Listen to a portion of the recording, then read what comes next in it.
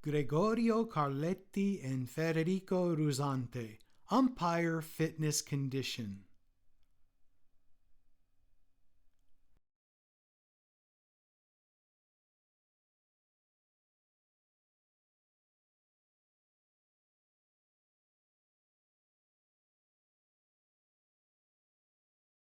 Good evening, everyone, and welcome to the second edition of Con 6 2021 Softball HNA. This session will be dedicated to umpire fitness. Allow me to introduce myself. My name is Gregorio Carletti, a softball umpire in Veneto. With me today is Federico Ruzzanti, a graduate of kinesiology, a former baseball player and softball coach who has spent years away from the field but has always been passionate about the growth of the sport. In order to understand what umpire fitness entails, we have referred to the WBSC guideline and benchmarks as a reference guide. This includes various tests that can evaluate fitness levels, but also a plan that can be followed to build the necessary skills and conditioning required as an umpire.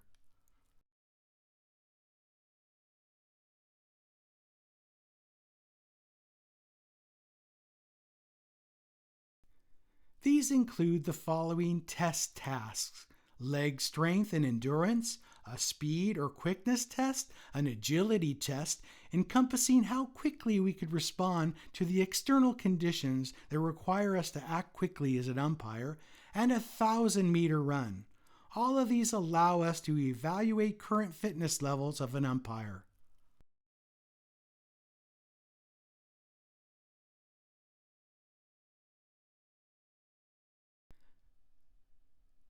The first test is a classic umpire test, also known as a plate squat test. There is no benchmark as an objective to arrive at. Rather, you're required to complete the test to the best of your ability. The procedure is as follows.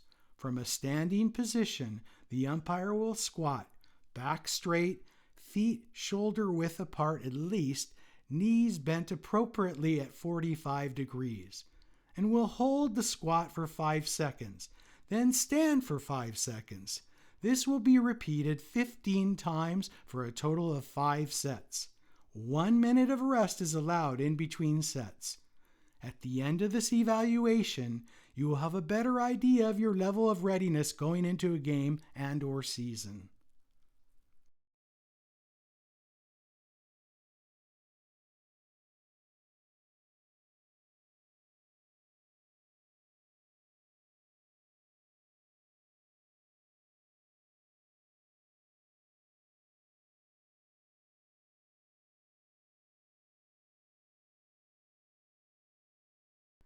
The second test is a 27-meter dash.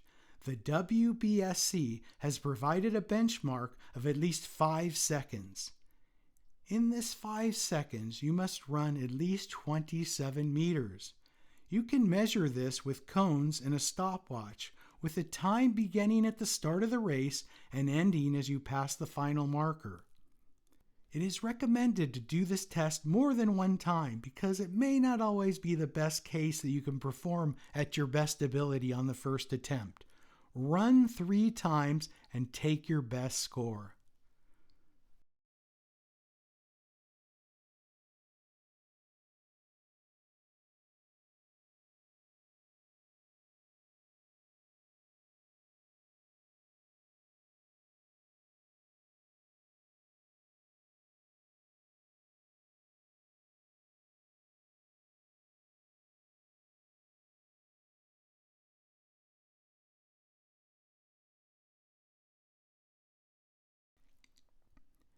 The third test is an agility test, also known as a T. This measures our form with regards to agility along a specific path. There are 3 different directions: forward, lateral, and backward. To do this test, we require 4 cones and a measuring tool.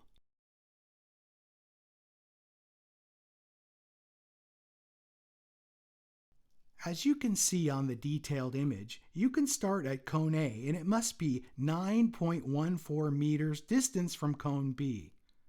Cone C must be 4.57 meters to the left of cone B, and cone D must be 4.57 meters to the right. The running direction is as follows. Run from cone A to B and touch cone B with your right hand. Turn left and shuffle laterally to cone C and touch it with your left hand. Shuffle all the way across to cone D, which is touched with the right hand. Return with a shuffle to touch cone B with the left hand and finish by shuffling backwards to cone A.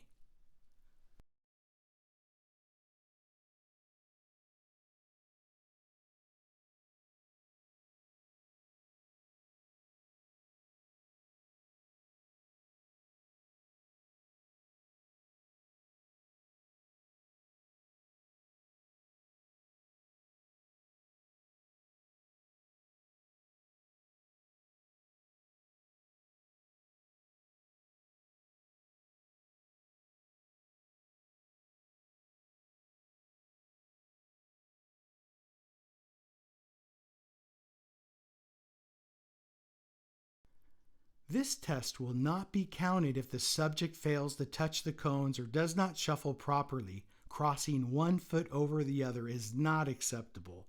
Again, take this test 3 times and count your best score.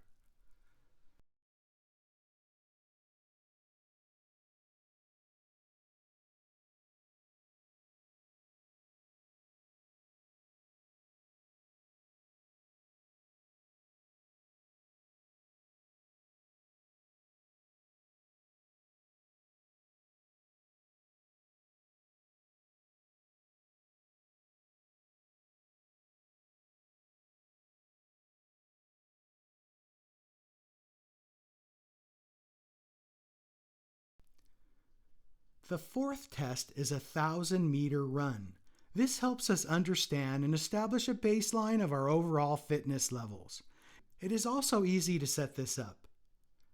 This test does not require you to set a new personal record, but with a calm and controlling running motion, you are challenged to arrive at the 1 kilometer mark within the benchmark of 7 minutes.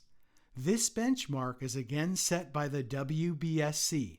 Stop your timer at 7 minutes and 15 seconds if you've not completed the 1,000-meter distance by this point.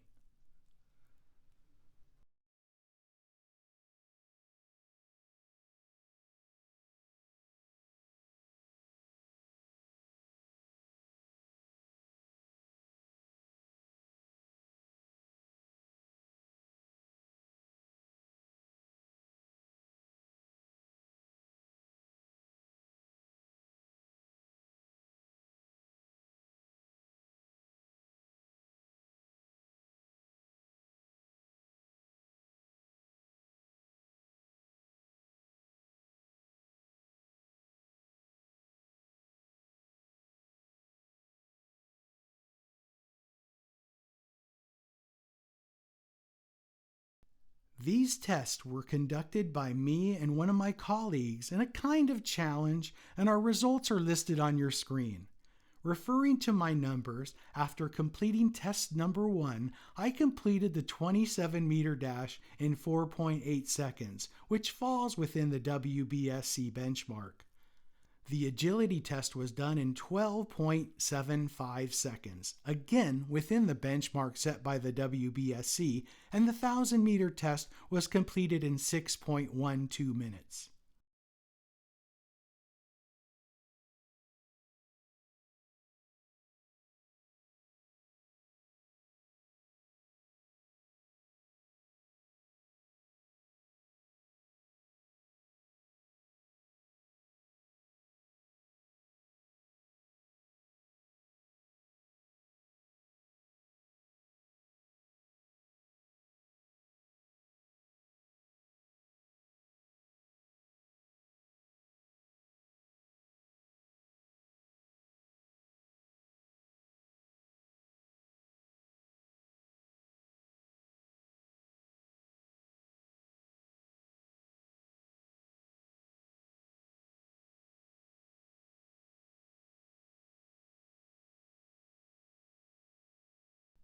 My colleague, Sara, also completed the first test without any difficulties, then completed the 27-meter dash in 4.6 seconds, the agility test in 11.6 seconds, and the 1-kilometer test in 4.56 minutes. Her results show that her overall fitness levels are better than mine. All of these examples demonstrate that you do not have to be an already existing athlete to pass the benchmarks.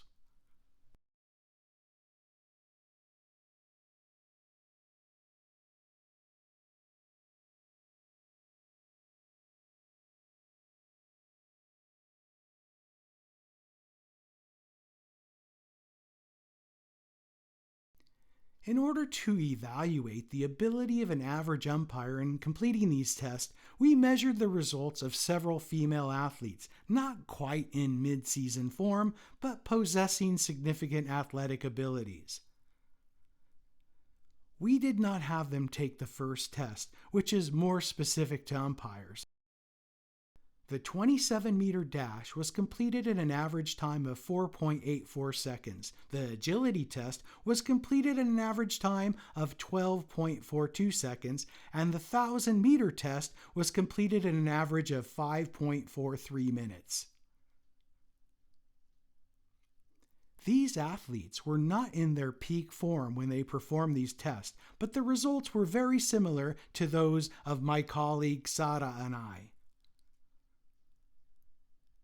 This illustrates that Sara and I are in a category of people who are not elite athletes, but those who enjoy being active, and we seem to be doing enough during our off-season work to maintain the fitness level required as an umpire.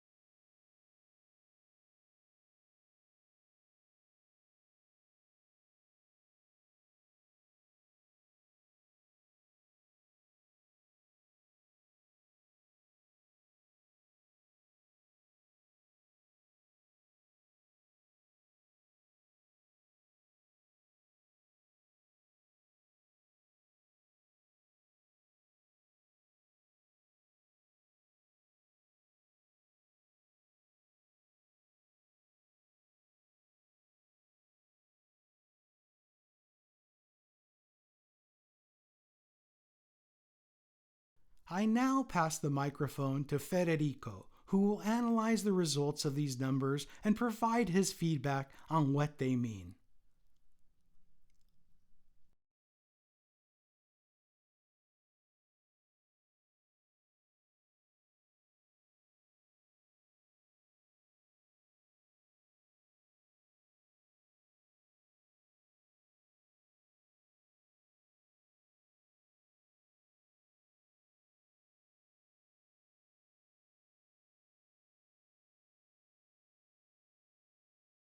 Thank you, Gregorio.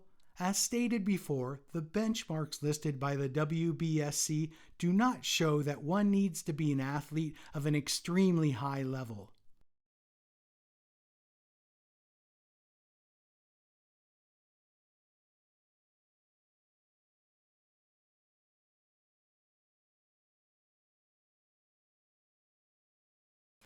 This is best illustrated by the 27-meter dash, where 5 seconds is relatively easy to achieve.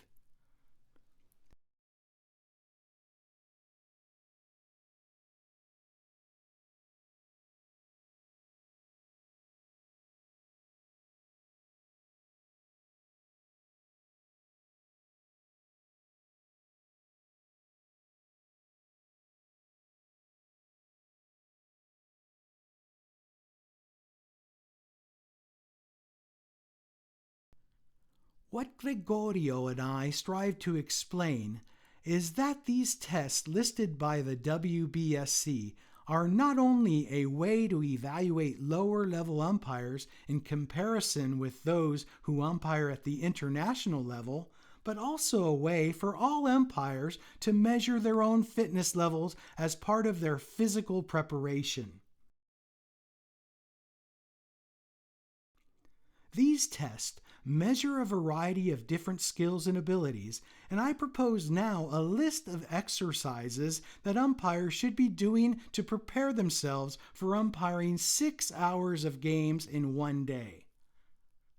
I see this as a fitness preparation plan that umpires can do over 3 seasons of the year without sacrificing too much time from existing work and social responsibilities, and can help them stay at the level required to do their job well.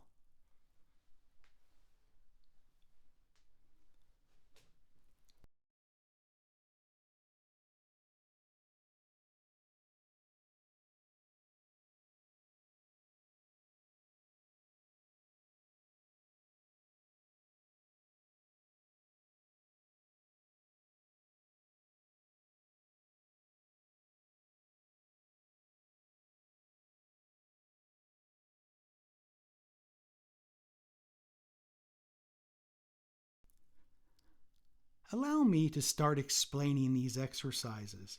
The first exercise is the plan, which is done to work the core muscles. This is done with elbows in a straight line with shoulders and feet aligned with arm positioning. This workout emphasizes the abdomen muscles and is important to mentally focus on or visualize on the torso muscles as you're attempting to voluntarily contract them. This should be held for at least 15 seconds at a time. This exercise works the abdominal oblique muscle as well as the rectus abdominis muscle, and also the quadratus lumborum, otherwise known as your lower back.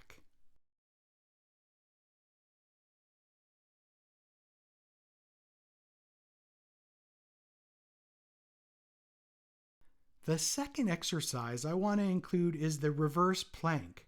Weight supporting the body is placed on the hands, which is facing the feet and the heels of the feet. This works the following muscle groups: lateral deltoid, posterior deltoid, rectus abdominis, oblique, gluteus maximus, and hamstrings. The reverse plank works the leg muscles much more than the regular plank does.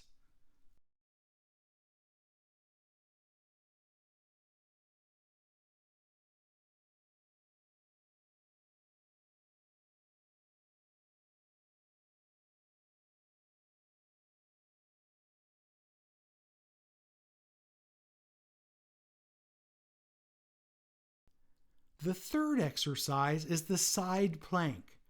I wanted to include an exercise with more focus on the oblique muscles, which the side plank provides.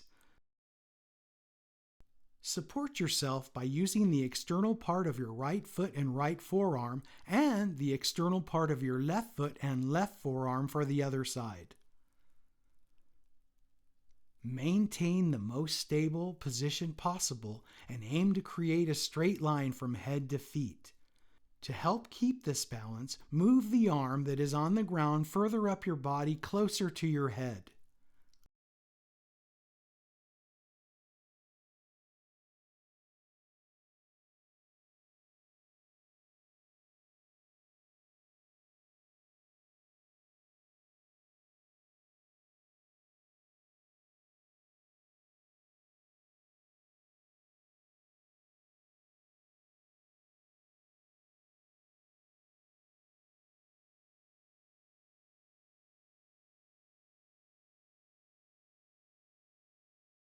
The fourth exercise is called the mountain climber.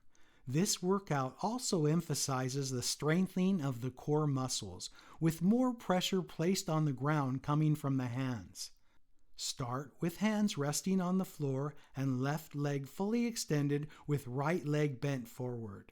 With an explosive jump, switch position of the legs, bringing the left knee toward your chest, and continue to repeat this motion. Bring your feet back to the same point each time and keep a strong grip with hands on the ground.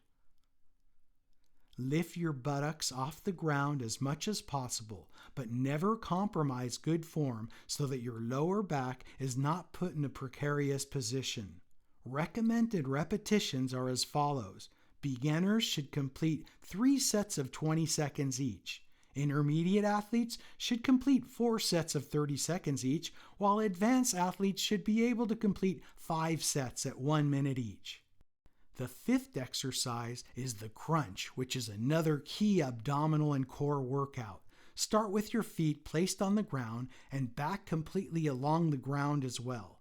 Use your stomach muscles to lift your upper back off the ground and with your hands reach toward your legs. This can also be done with your hands along the floor, behind the head, or arms crossing in an X along your chest. Avoid overexerting yourself at all costs, especially as related to your neck positioning. Complete this workout with your lower back engaged with the floor to avoid muscle spasms in the lower back region. Lift your head and shoulders first, then reach towards your legs if possible.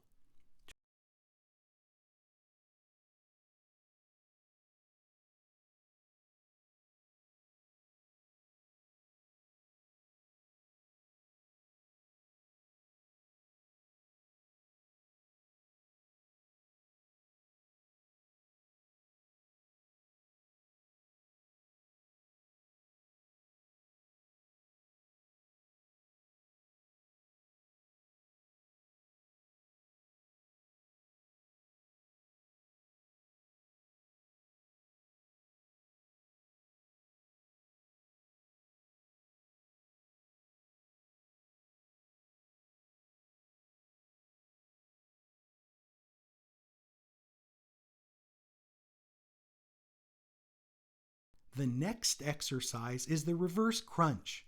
The positioning has arms placed on the ground, and instead of lifting the head and shoulders, bring the legs up towards the sky. Maintain a 90-degree angle with your knees so you're not putting pressure on the wrong parts of the body.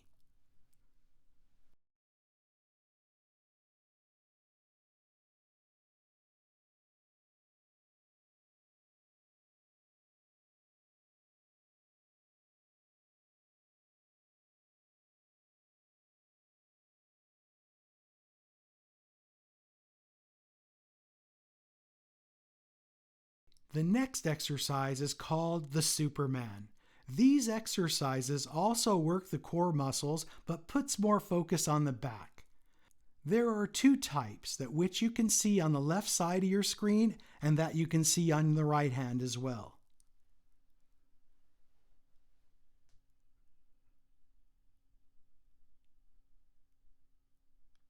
The Superman on the left requires you to lift your legs, arms, and chest above the ground for a few seconds.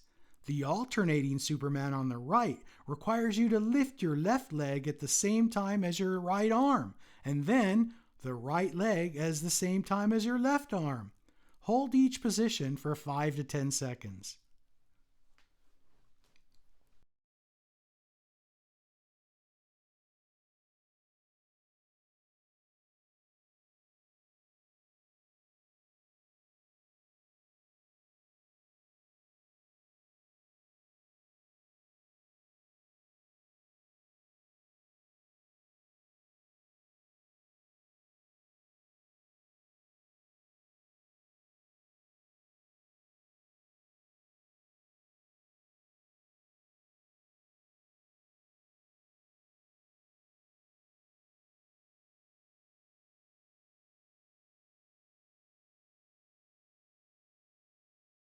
The next set of exercises will be focused on the legs.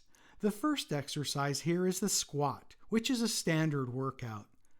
Despite its simplicity, it's also very involved.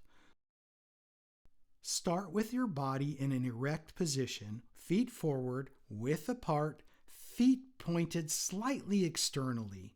Maintain a strong back and do not bend it towards the ground. Your hands on your head allows us for keeping our upper body upright. The knees should be following the point of your feet as a guideline. It is important not to bend too much internally or externally as related to the point of your feet. One piece of advice for this workout is to do it barefoot. Shoes limit our ability to maintain balance and keep you accountable as to whether the workout is being done well. This exercise is also encouraged in its dynamic form, which is the squat jump. Lower yourself to the lowest level of your squat and then explode with a jump. It's very important not to land with your legs straightened because this puts unnecessary pressure on the legs and can lead to knee problems.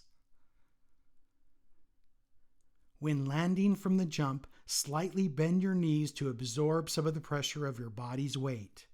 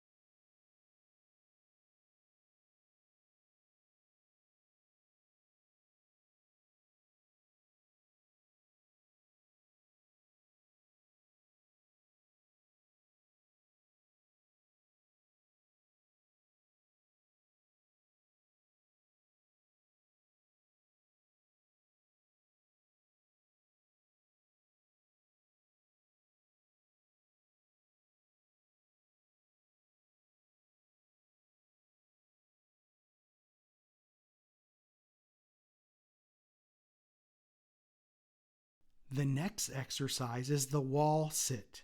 As the squat, this workout emphasizes building strength in the leg muscles.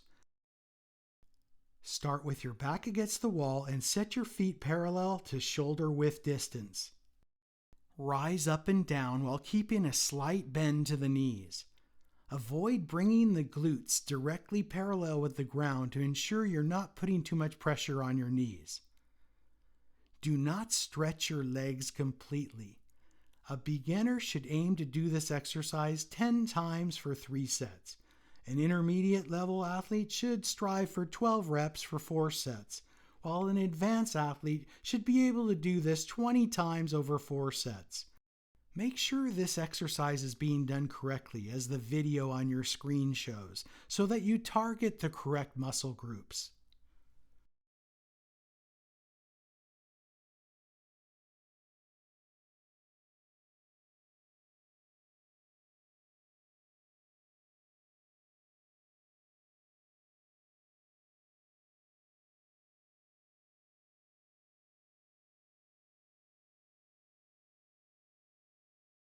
The next exercise is the lunge. Start with your feet shoulder width apart and upper body erect. Take a step forward, but not too far forward, while keeping your torso as straight as possible. Bend the forward knee to form a right angle, parallel with the ground and almost touching the ground as well. Do not touch the ground with the knee because this leads to putting too much pressure on the wrong muscle groups. Push with the front leg to return to the starting position. This exercise can be done by taking a short step to stimulate the quadriceps and reduce the load on the glutes, or taking a longer step to stimulate the glute muscles, which lengthens the rectus femoris of the back leg. This can be done as a lunge jump where you're alternating legs with each jump you take. Maintain as straight a back as possible. Do not have too much space between your legs and do not put the back knee on the ground.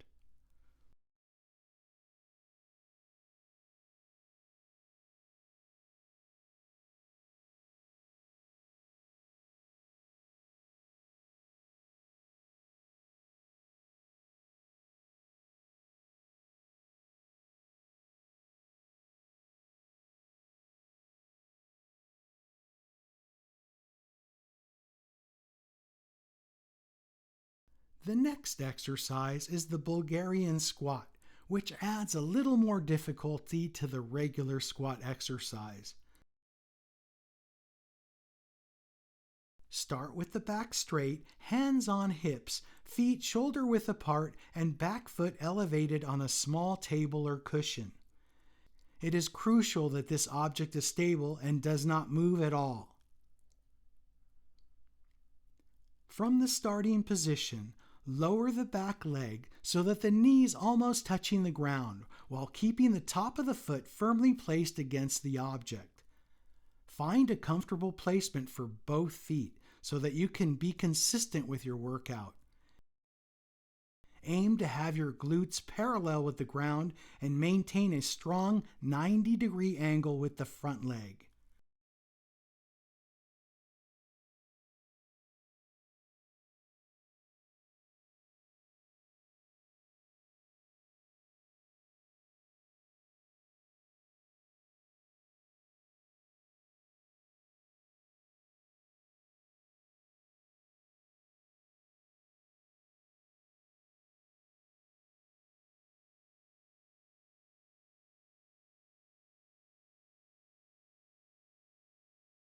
The next exercise for the legs is the side lunge. This is very simple to perform. Start in a normal standing position with upper body erect and a slight bend forward with the back. Take a step to the right and keep moving back. Do not bring the knee down to the ground.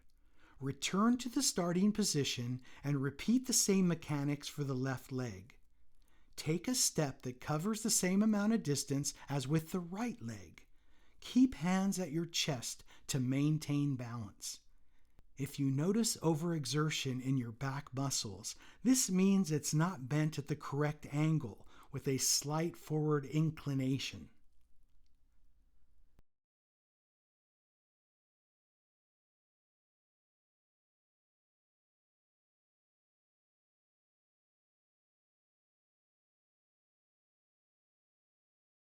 The next exercise is the glute bridge. Start with your back on the ground and knees bent. Feet should be shoulder width apart. This is a similar starting position as the reverse crunch. While keeping your feet on the ground and without lifting the heels, contract your glutes and bring your pelvis into alignment with your torso. Do your best to create a straight line from the lower back to the head. This exercise works the leg muscles as well as the lower back muscles and the abdominals.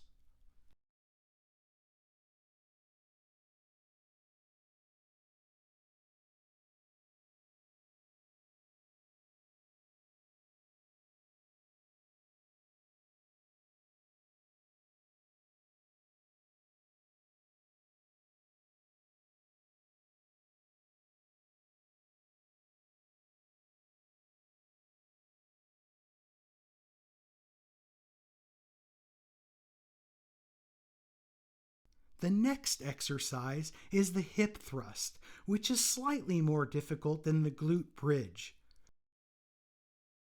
The starting position is with your feet shoulder width apart, but your back is not on the ground. Rather, the upper back is firmly planted on an immovable object that can support you fully. Lower the buttocks so that a straight line forms from your knees to your head. Push with your feet into the ground to provide that momentum needed to execute this well. Repeat this motion several times.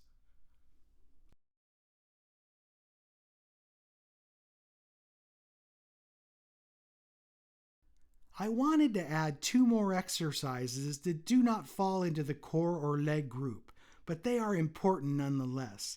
This is especially the case from the standpoint of adding more diversity to your workouts.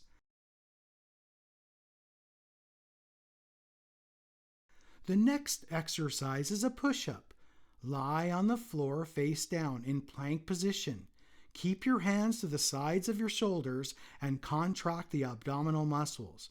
Maintain a neutral spine and look right in front of you when lifting upwards.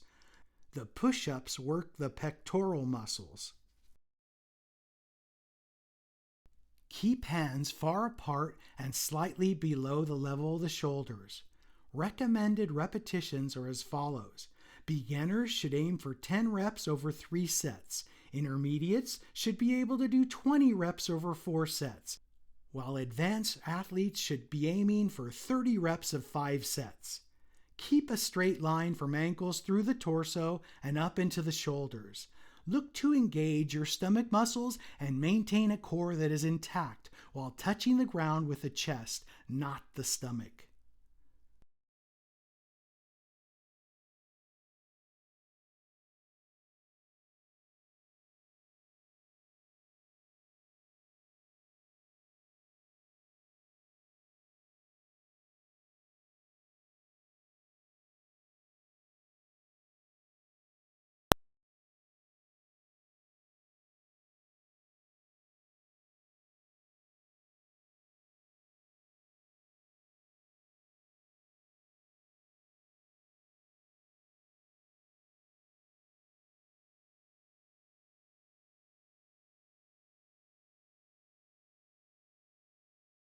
The next exercise is the half push-up. This is intended for those who cannot complete a regular push-up due to any physical limitation. Despite being a half push-up, the desired muscle groups can still be worked consistently. Also, for this workout, it's important to touch the ground with the chest rather than the stomach. A big difference from the regular push-up is that the knees are the main contact point with the ground rather than the toes.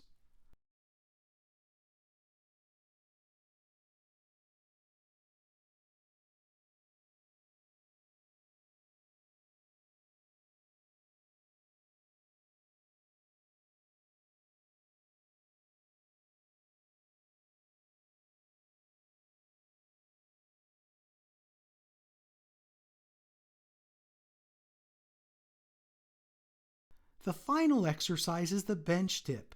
These dips work the posterior deltoid muscles among other groups.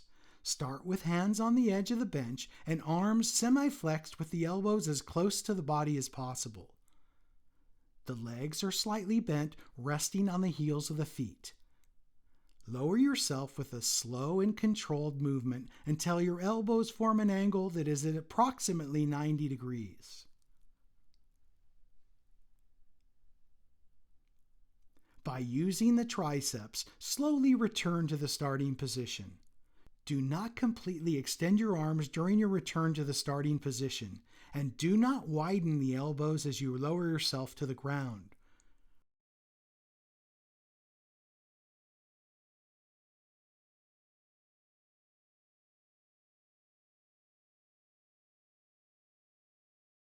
Recommended benchmarks are as follows. Beginner, 10 reps of 3 sets. Intermediate, 15 reps of 4 sets. And advanced, 20 reps of 5 sets. This is the last exercise that I thought to include in order to complete a full body workout.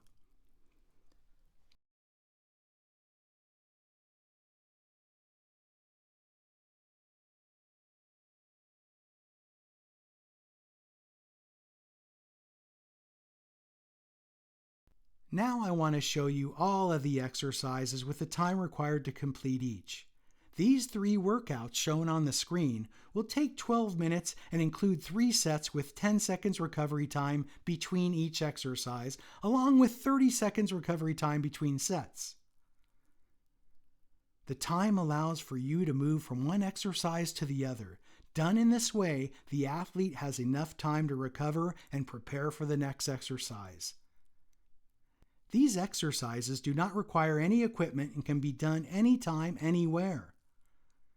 Despite a busy schedule, you should be able to find time to complete these workouts consistently. It is not necessary for you to complete these workouts each day, but multiple times per week will suffice. It also depends on the time you have before the start of the season. The goal is to be prepared to start the season strong in the right physical form needed for all the requirements of the job. It is also recommended to continue the workouts over the course of the season in order to stay in the physical shape ideal for doing your job consistently well.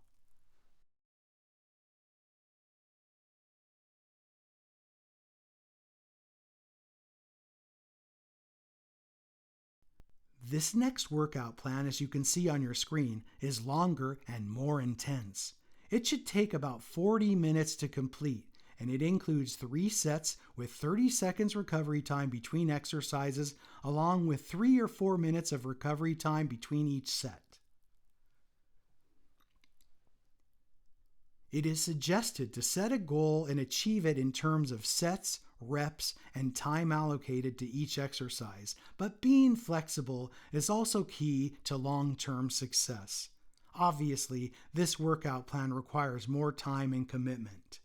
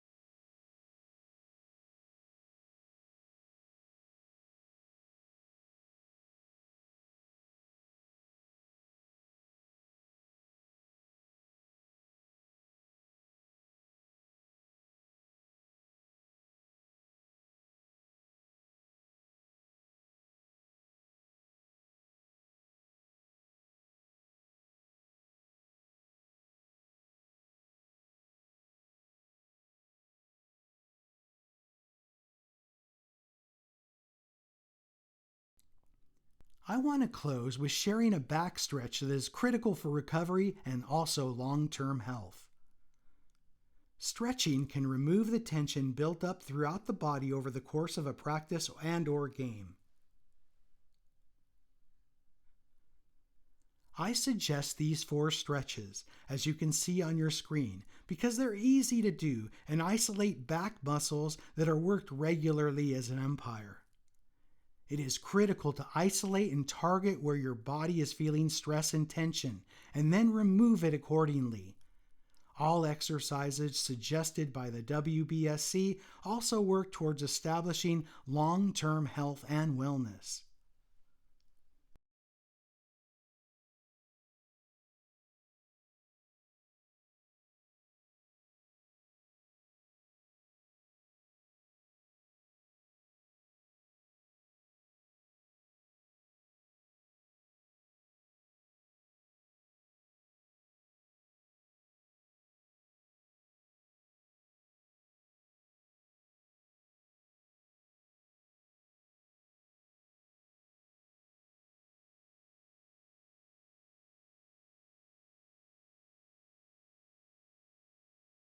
With that, we want to thank everyone involved that helped make this session a success.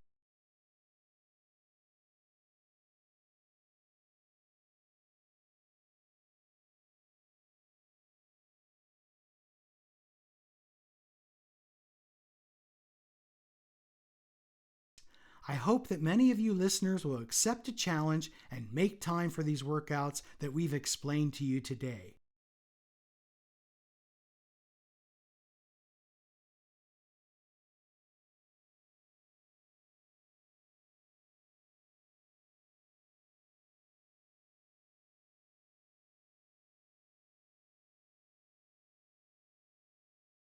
Thank you for your attention, and we look forward to seeing you on the field this year.